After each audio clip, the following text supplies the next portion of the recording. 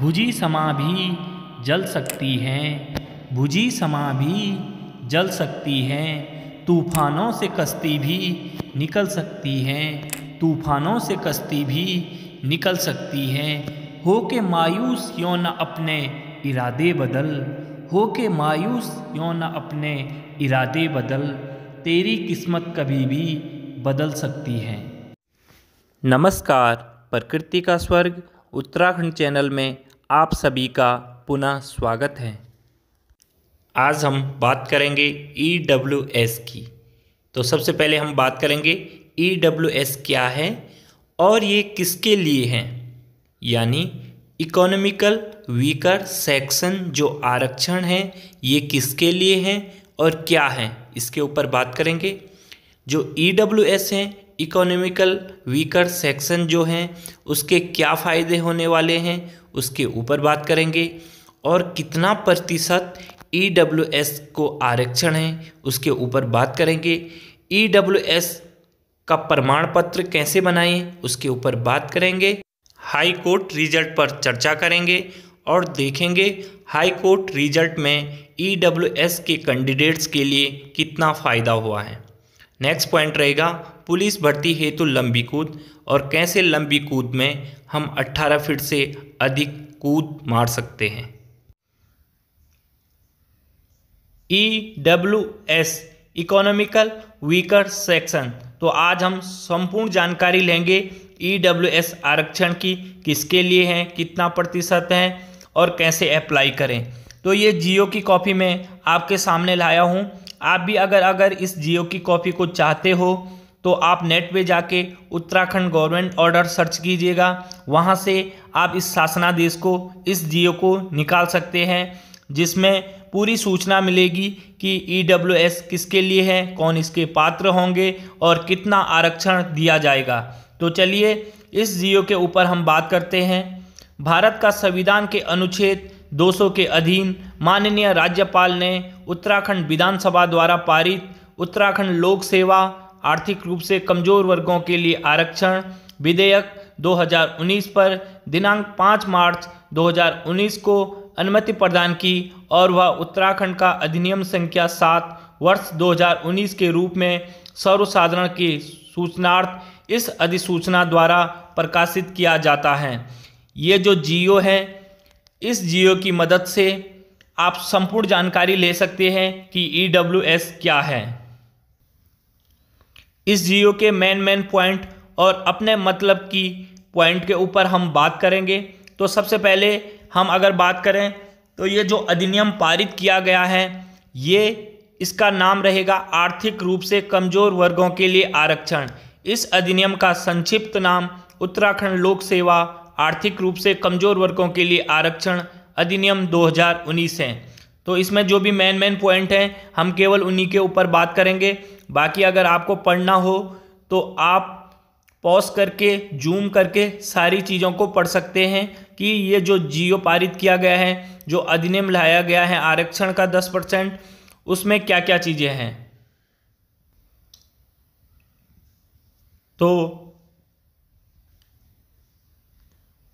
तो सबसे पहले हम बात करेंगे कि जो ये आरक्षण है, जो EWS के पात्र होंगे उनको कितना प्रतिशत आरक्षण मिलेगा। तो उसके ऊपर हम बात करते हैं आर्थिक रूप से कमजोर वर्गों के पक्ष में कितना आरक्षण होगा।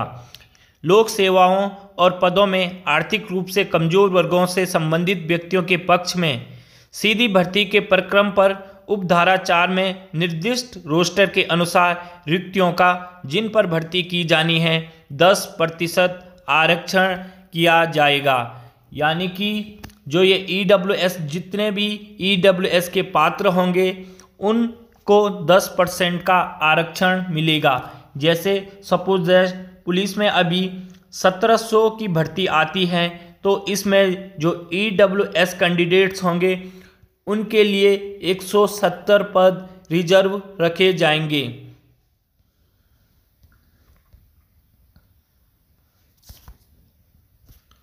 तो ध्यान दें कि जितनी भी विभाग में रिक्तियां होगी और जिन रिक्तियों के लिए वैकेंसी निकाली जाएगी, विज्ञप्ति निकाली जाएगी, उनका 10% आरक्षण EWS को होगा, उसके 10% सीटें EWS को होगा। सपोज दैट अगर किसी विभाग में 100 पद की भर्ती निकली हुई है तो उसमें से 10 पद EWS के लिए होगा, लेकिन रोस्टर के अनुसार जब पद निकाले जाएंगे तो ये 10 की जगह 9 भी हो सकता है और 11 भी हो सकता है, क्योंकि जब रोस्टर के अनुसार भर्ती निकलती है तो उसमें एक पद ऊपर नीचे हो सकता है। तो बहुत अच्छा नंबर है। अगर 1700 पुलिस की वैकेंसी आती है तो उसमें से 170 पद EWS के होंगे। तो ध्यान दें, पूरी जानकारी देखें और ध्यान दें, अगर आप इसके पात्र होते हैं तो आप अपना EWS सर्टिफिकेट ज़रूर बना लीजिएगा, क्योंकि पुलिस की जो भर्ती आएगी उसमें अच्छी वैकेंसी, अच्छी पोस्टें आने वाली है। तो इसका 10% भी अच्छा नंबर बनेगा, जिसमें आप आसानी से, आप अगर EWS के पात्र हैं तो आपको काफ़ी फ़ायदा इसका मिल सकता है। इसलिए प्लीज़ पूरा वीडियो देखें और समझें कि क्या आप EWS के पात्र हो।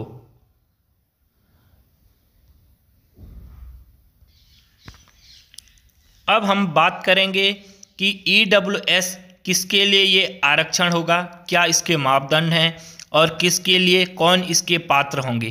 तो अगर हम दूसरा बिंदु देखें तो इसमें लिखा हुआ है, लोक सेवाओं और पदों में आर्थिक रूप से कमज़ोर वर्गों के पक्ष में उत्तराखंड के राज्य के उन स्थायी निवासियों को आरक्षण प्राप्त होगा जो अनुसूचित जातियों, अनुसूचित जनजातियों और सामाजिक तथा शैक्षणिक रूप से पिछड़े वर्गों के लिए आरक्षण की मौजूदा योजना के अंतर्गत सम्मिलित नहीं हैं। अर्थात जिनको अभी तक आरक्षण मिल रहा है वो लोग, वो कैंडिडेट्स इसके पात्र नहीं होंगे। जैसे अनुसूचित जातियां, अनुसूचित जनजाति, सामाजिक तथा शैक्षणिक रूप से पिछड़े वर्ग, इन लोगों को ये आरक्षण नहीं होगा। इनके अलावा जो भी कैंडिडेट्स हैं वो इसके पात्र होंगे। अब हमें ये मालूम है कि ये किसके लिए है और किसके लिए नहीं है। तो अनुसूचित जातियां, अनुसूचित जनजातियां, सामाजिक तथा शैक्षणिक रूप से पिछड़े वर्गों के लिए ये नहीं होगा, यानी कि जो अभी तक आरक्षण ले रहे हैं उनके लिए ये आरक्षण नहीं होगा। तो अब आती है पहली कंडीशन जो इनमें नहीं है।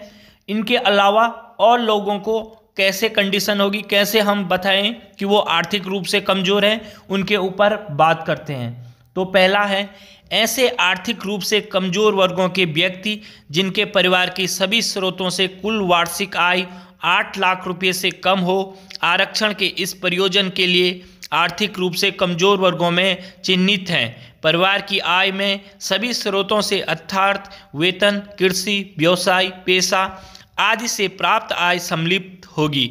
उक्त आय लाभार्थी द्वारा आवेदन के वर्ष से पूर्व वित्तीय वर्ष के लिए आय होगी। तो वो कैंडिडेट्स जिसकी फैमिली की सालाना आय 8 लाख रुपये से कम है वो इस EWS का पात्र होगा। वो कैंडिडेट्स EWS के अंतर्गत आता है, वो अपना सर्टिफिकेट बना सकता है। तो पहाड़ में बहुत सारे परिवार ऐसे हैं, बहुत ज़्यादा परिवार, 50% से ज़्यादा परिवार ऐसे होंगे जिनकी सालाना आय 8 लाख रुपये से कम होगी। तो वो सारे लोग इस EWS सर्टिफिकेट को बना सकते हैं। उनको आर्थिक रूप से कमज़ोर वर्ग में चिन्हित किया गया है। सारे रिसोर्स देखे जाएंगे, कृषि, व्यवसाय, पेशा सारा जोड़ के 8 लाख रुपये से कम होनी चाहिए सालाना इनकम। आय की हमने बात की। अब हम बात करेंगे, परंतु यह है कि जिनके पास या जिनके परिवार के पास निम्नलिखित संपत्ति से कोई भी संपत्ति हो, आर्थिक रूप से कमज़ोर वर्गों के आरक्षण के पात्र नहीं होंगे। जैसे पहला है, कृषि भूमि 5 एकड़ या उससे अधिक। तो वो कैंडिडेट जिनकी 5 एकड़ या इससे अधिक भूमि है वो इसका पात्र नहीं होगा। 1 एकड़ बराबर होता है 20.16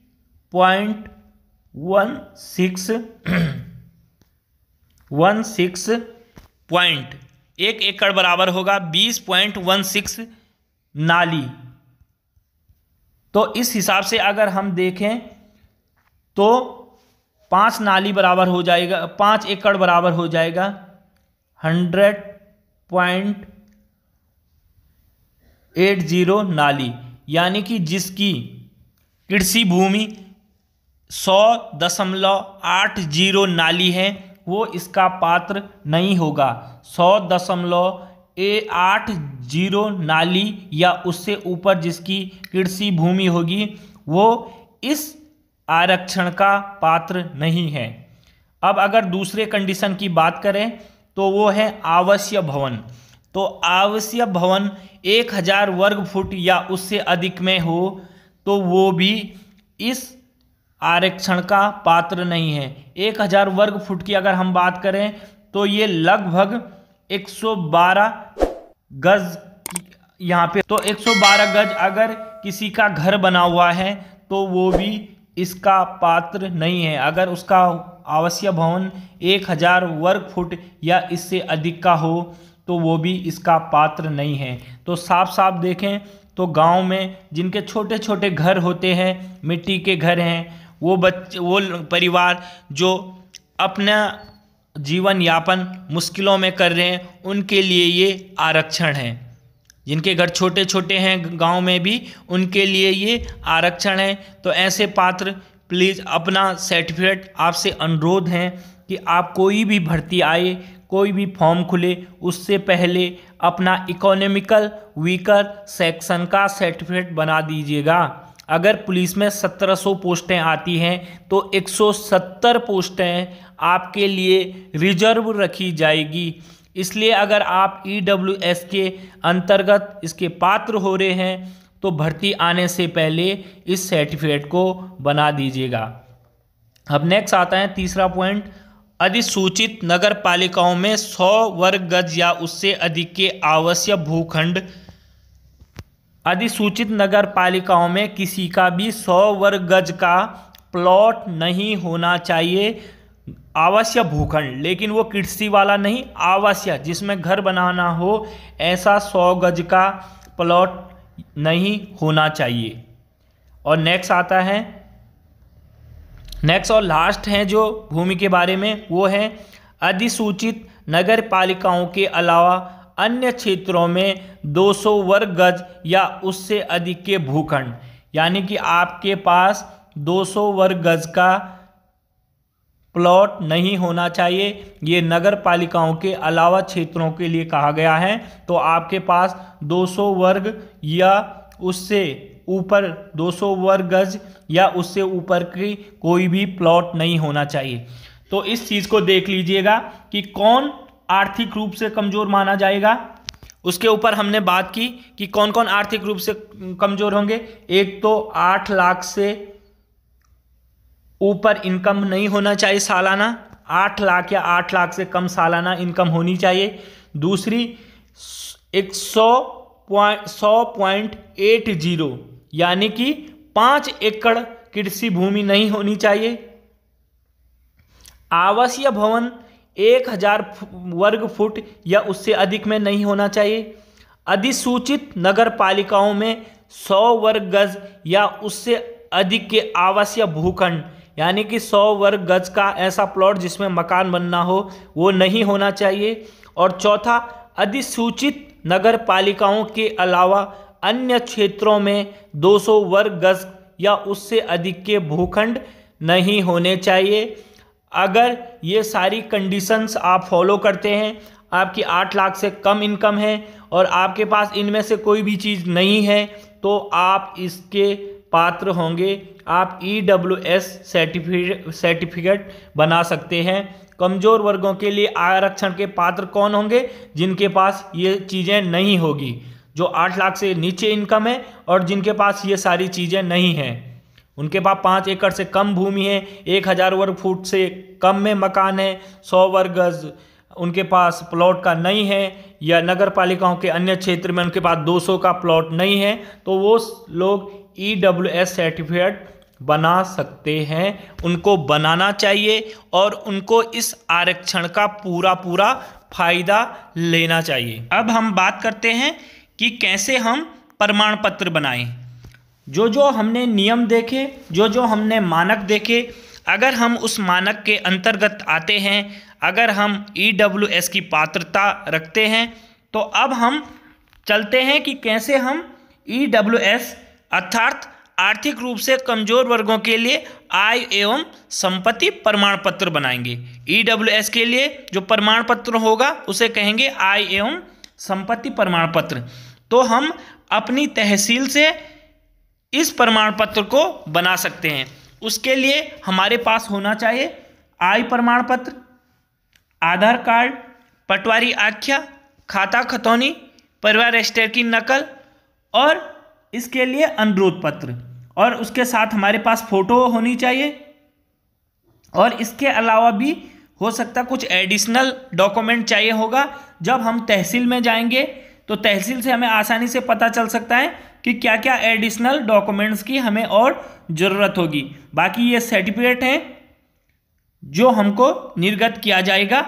और अगर हम किसी भी फॉर्म को भरते हैं तो उसकी जो फॉर्म भरने की अंतिम तिथि होगी, उस तिथि तक का ये प्रमाण पत्र अगर बन चुका है तो हम आसानी से उस फॉर्म पर EWS लगा सकते हैं। EWS के अंतर्गत हम वो फॉर्म भर सकते हैं। यानी कि अगर सपोज दैट हमारा ये सर्टिफिकेट नहीं बना अभी और अभी कोई फॉर्म नहीं निकले हैं, फॉर्म भरने की जब फॉर्म निकले, फॉर्म भरने की डेट तक हम इस सर्टिफिकेट को बना सकते हैं। फॉर्म भरने से पहले अगर हमारे लिए ये प्रमाण पत्र निर्गत हो गया है तो हम उस फॉर्म में अपना EWS लगा सकते हैं। EWS जो हमारा आर्थिक रूप से कमजोर वर्ग के लिए जो आय एवं संपत्ति प्रमाण पत्र है उसको हम लगा सकते हैं।